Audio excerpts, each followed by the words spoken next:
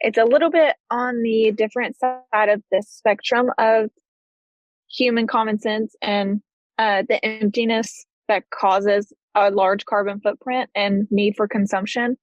Um, do you personally think that religion or lack thereof has any impact on what a person feels like is the right level of consumption, or what is right and wrong regarding their carbon footprint? You said religion, or what was the next word you used? Or lack thereof. So whether they have religion or they don't have religion, do you think that plays a part in how much they consume or how large their carbon footprint is? See, obviously, first of all, what is religion? Religion is the way to bring this restless mind to peace.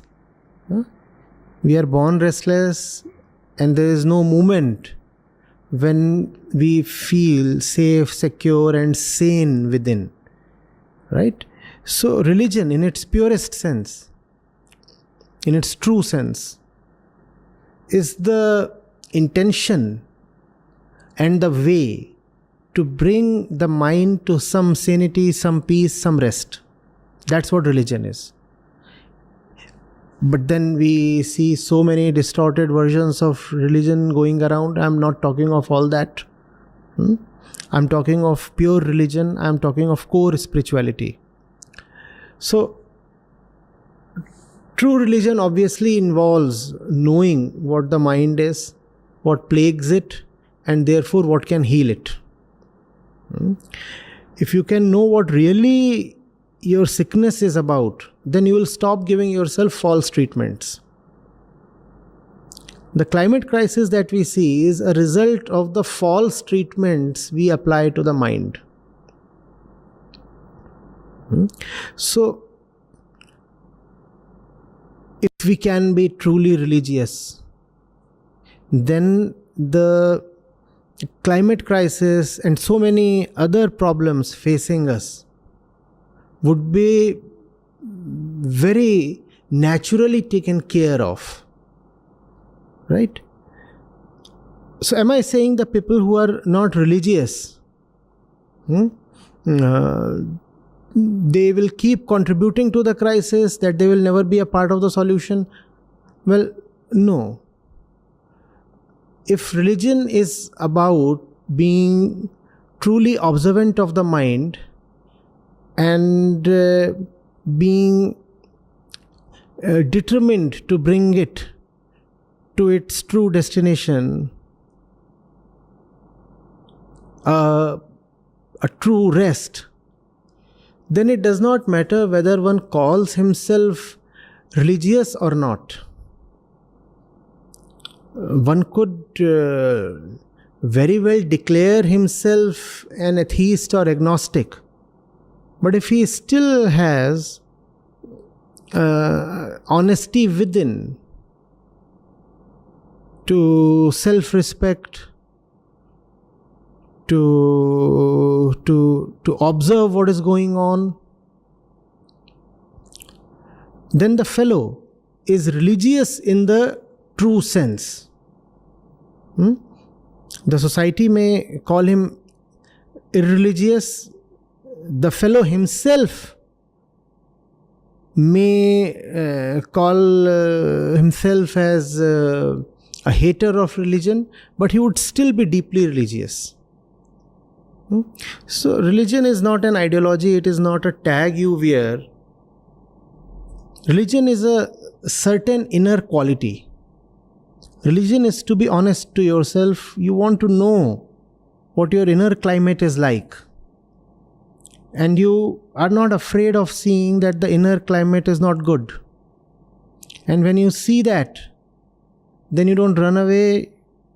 You don't start lying to yourself. With courage and determination, you say, yes, the inner climate is not right, but I'll set it right. That's what life is for. To set a few things right. That's religiosity. That's religiosity. You could actually say that the climate crisis is a crisis of loss or dilution of true religiosity. And hence, if the climate were to be saved, we might find that the redemption or rescue of climate is parallel to and concurrent with a revival of true religiosity, because these two will go hand in hand. The betterment of the inner climate through understanding, and a betterment of the outer climate through renunciation. Observation of the inner climate leads to dispassion and detachment towards the stuff that is causing the inner sickness. And this observation of the inner climate will become a renunciation leading to betterment of outer climate. These two will always go hand in hand. So I'm glad you brought this up and helped me come to this, that what we are having is a crisis in religion, and that crisis in religion is unfolding externally in so many disastrous ways.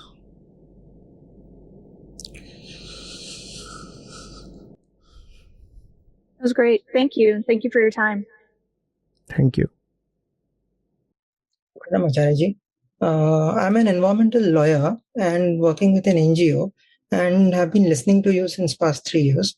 So the question I have is that I believe lawyers and activists in the domain of environment win birthless battles, or such battles which will seldom benefit in achieving the climate goals.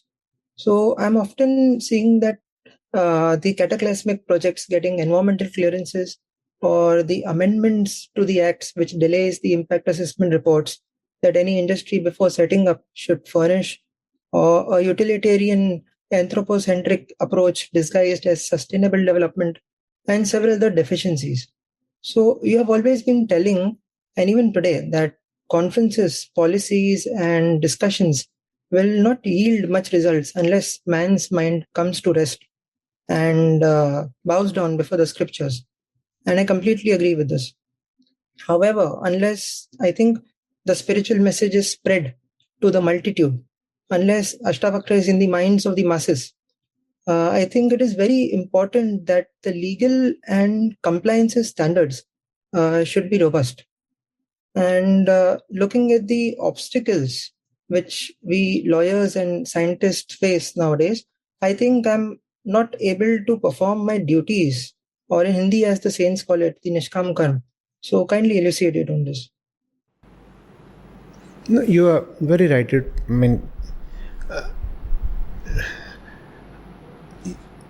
It may take time to bring Ashtavakra to every single household. To begin with, bring Ashtavakra at least to those who are in charge of policy making. Finally, obviously, every single sentient being must be awakened. But because we know that we do not have much time when it comes to climate action, so at least bring Ashtavakra to the policy makers, the legislators, and other people. Otherwise, tell me, how do you propose to induce a change in them? Mostly we are talking of democracies, and in democracies, leaders represent the masses. Sometimes the leaders represent the worst face of the masses. Right? The leaders are the masses themselves. If the leaders, the legislators are not exposed to Ashtavakra or Vedant, how will you get the right kinds of policies and bills and laws?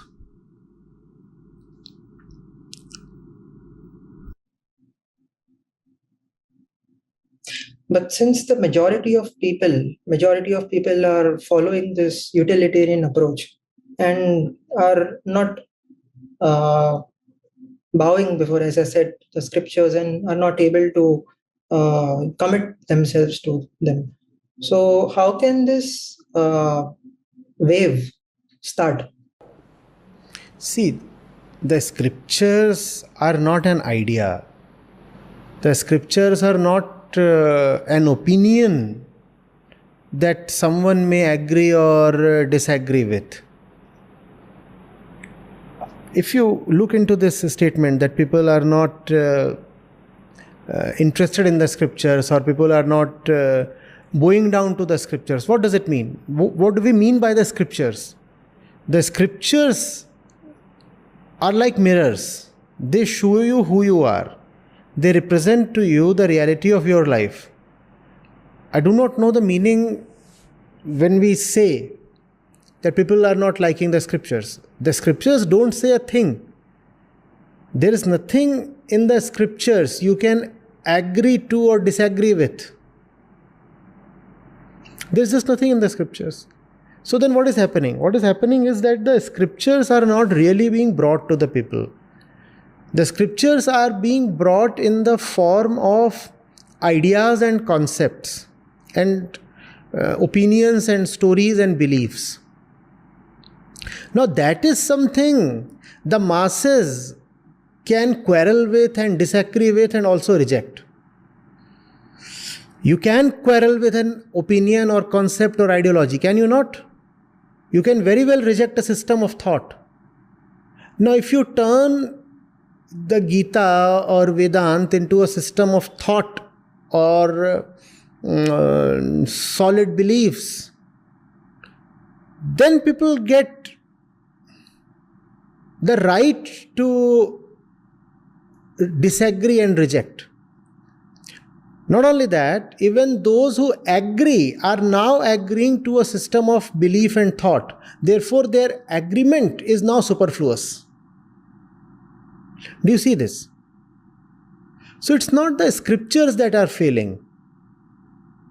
The scriptures have to be rediscovered in every era.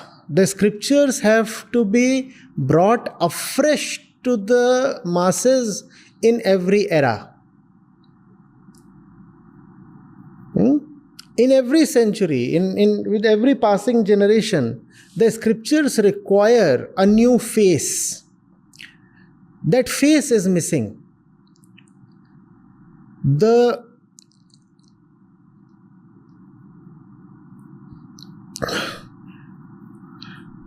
What the scriptures say always has to be given a contemporary life. That is what is not being given. You bring the Bhagavad Gita to people and they read it and they as if it has not touched them. They go through the verses without the verses cracking anything within them. And that is not possible. If one really understands the Gita will shatter him. You cannot go through the Gita unscathed. If you really understand the Gita will remain and you will be demolished. But that kind of thing doesn't happen. That doesn't happen because the Gita needs to be retold in this age. What do I mean by retelling?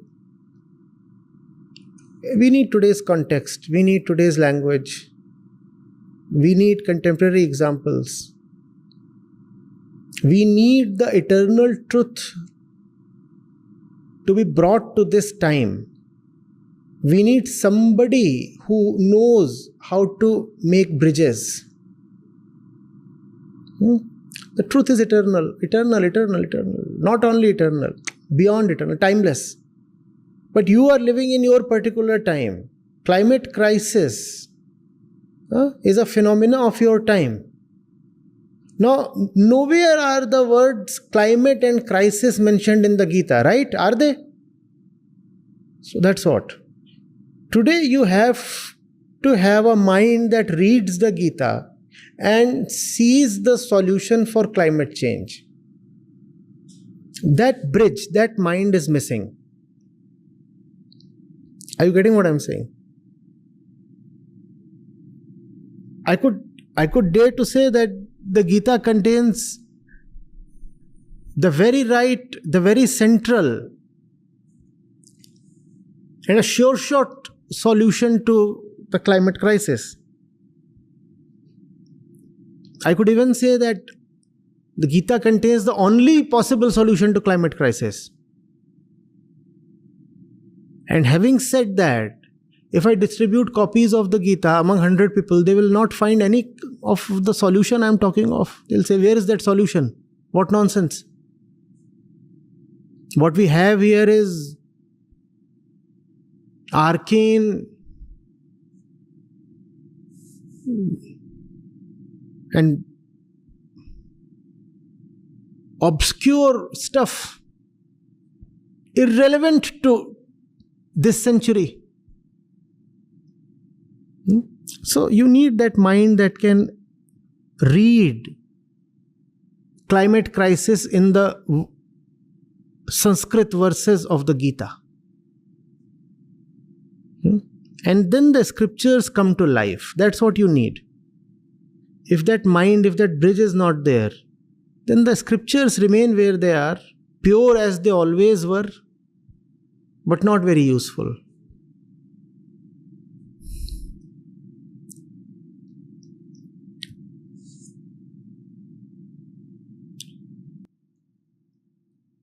I'm Alec. I'm from the Philippines.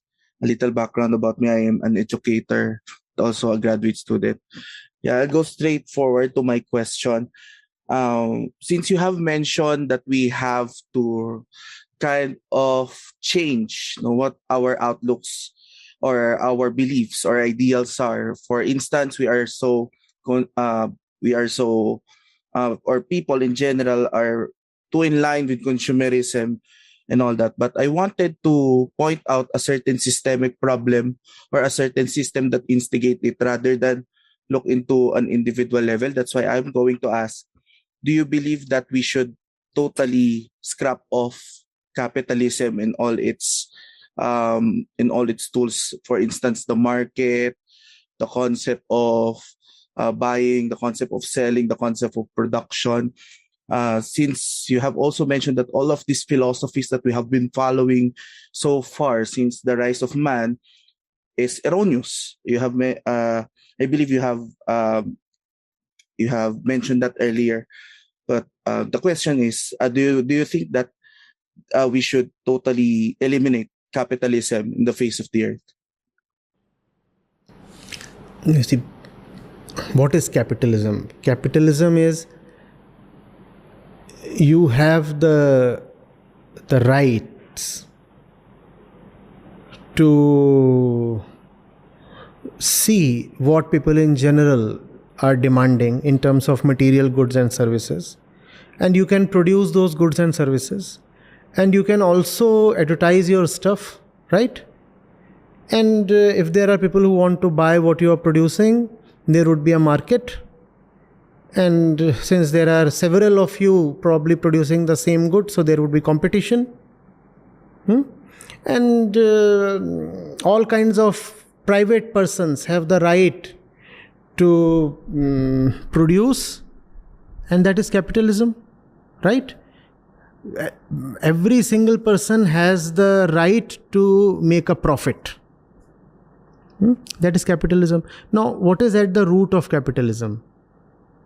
I know that you are desirous of something material. Having known that you desire something material, I produce what you desire. And knowing that you are desirous of this stuff, I create conditions in which you desire more and more of what I produce. That is capitalism, right? So capitalism is basically an extension of our superficial lives. I'm looking at you and I'm not bothered about the kind of person you are, whether you suffer within, what you really love and what would really bring peace to you. I'm not bothered with all of that. I'm bothered only with the fact that you probably want to buy a new shirt. And you want to buy a new shirt, I'll produce that new shirt and sell it to you at a profit. Right? This is capitalism at the psychological level. Superficial relationship between man and man, a relationship that is founded basically on profit. My relationship with you is that I want to sell you something so that I may make some profit. This is capitalism. But what alternative do you have? You can give all the means and rights of production to a centralized government. How do things change? The man is still the same. What may actually happen is that the government is not very sensitive to your desire and you want a shirt and the government may give you sandals. I don't know whether that makes your spiritual condition any better. One very adverse fallout of the capitalist system is that you don't only produce, you have to, it is incumbent on you to encourage consumerism as well. So you simply cannot have capitalism in isolation. You will always have capitalist consumerism or consumer capitalism. So that is there. But even that is fundamentally a problem of our animalistic tendencies. You bring about any other economic system, and unless the human being has changed from within, you will find it suffers from the same kind of human follies.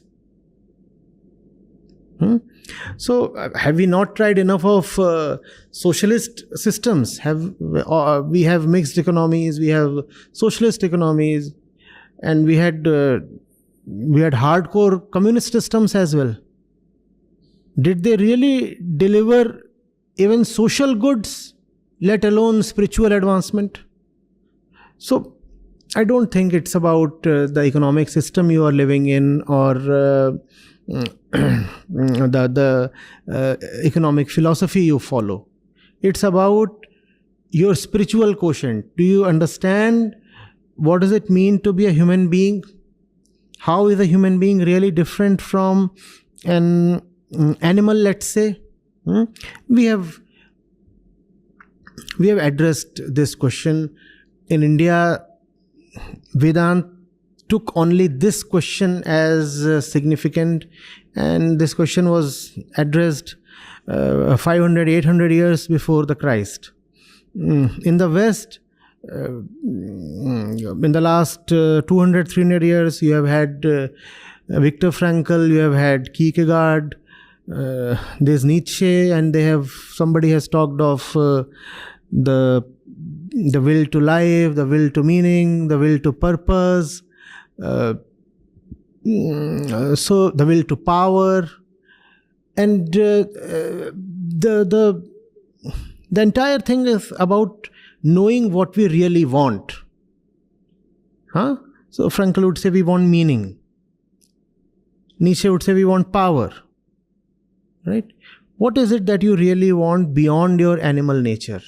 That needs to be known. And once that is known, then you will get a suitable economic system as well. Then you may as well have capitalism, and even capitalism will be good. It is not capitalism that fails. It is the capitalist that fails, because the capitalist is the person. No? Similarly, socialism won't fail. It is the socialist who would fail, because the person is everything. Has the person been set right? Has the person been treated? So I hope I'm making some sense. I don't know.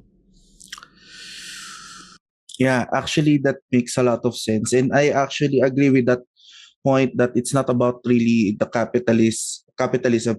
I just wanted to brush off that idea of totally that when we say when we antagonize consumerism, it is highly related to capitalism. It is because it is highly related to capitalism. But again, no, it's, as I understand, it is more on an individual battle, more on an individual one rather than an institutional one. So as I hope I get that right. So as a follow-up question, um, how can you suggest that, or how can you say that we can achieve a collective mind on that certain idea of each and every one of us will be knowing our own meanings, right? So arriving on that moment, how can we achieve that on a greater scale in the society if if most of our systems and institutions are somewhat contradicts that idea? But there are chances that the government um, might not value individual search for meaning. That they might value something that is um, beneficial for them or for the system or for them to stay in power. So how can we achieve that given that we have these contradictions in different aspects in the society?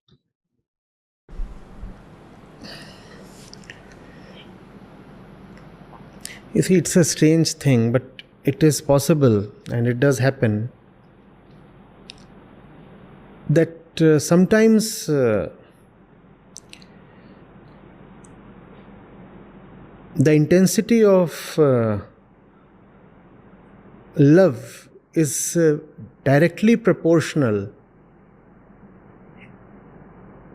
to the resistance that your love is facing. No? The more you find societies and governments averse to the truth you have, the more you start valuing and loving the truth you have. It does happen. So it is not as if governmental apathy or social resistance will necessarily weaken your truth.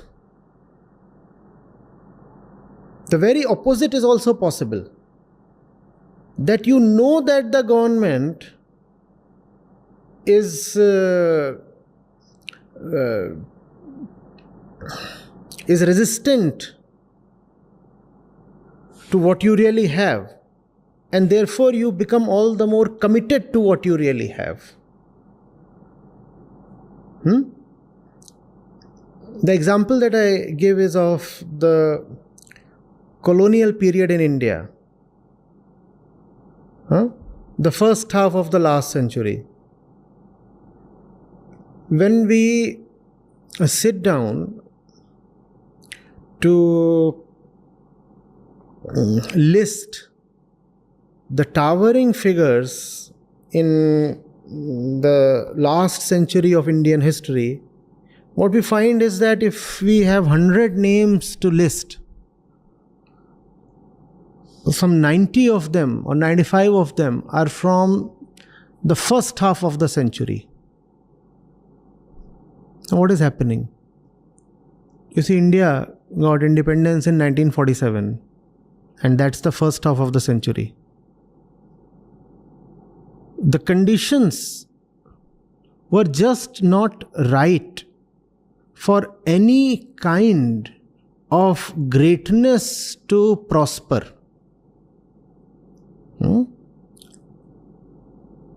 And exactly because the conditions were adverse, greatness prospered. And when the conditions become favorable, what we found was deterioration in the human spirit. After 1950 till the year 2000, we do not see much individual greatness in India. But we see a decent level of economic progress, and India becomes a bigger military power, and those things happen. Literacy levels rise, and people are given rights, and there is so much that people can do, and people make very little use of those rights. And there was a time in the first half of that century when the British were not giving too many rights to Indians, and in spite of that, we had great literature coming, and we had the Nobel Prize in Literature. And not only the Nobel Prize, much of what is valuable in the literary dimension comes from that first half. We had revolutionaries we swear by even today. So how was that happening? All that was happening in the face of adversity. Right? I fully appreciate the importance of the right conditions. But then it is not necessary that favorable conditions are to be called as the right conditions. It's ironical. So, I'm not saying that we should deliberately turn the conditions unfavorable and that people should be oppressed and terrorized, and that will bring out the greatness in them. No. But there is something within that loves a good challenge. The human spirit gets awakened when challenged. Right? So I will not therefore give too much importance to what the governments are saying and what's the general social attitude. I would rather give primacy to the individual. If the individual can be set alight, then great things just happen. Governments, societies, conditions, all these then become things to be overcome easily.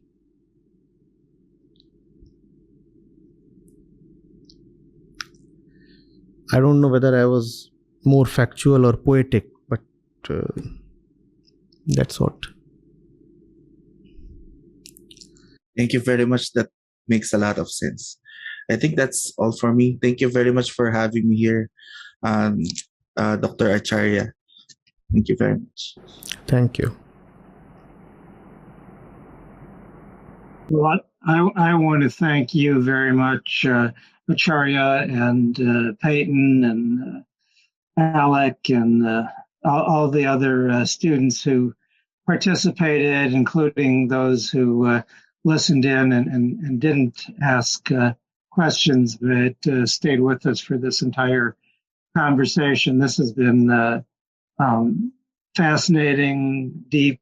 I was thinking there's no way to try to summarize this up, but I think, Acharya, you actually in your last answer gave us really the summation of all of this, which is more love, less carbon.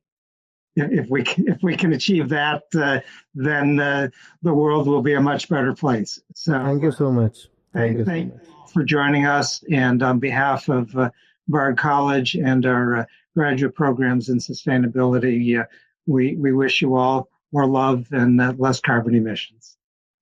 Thank you, sir. Best wishes.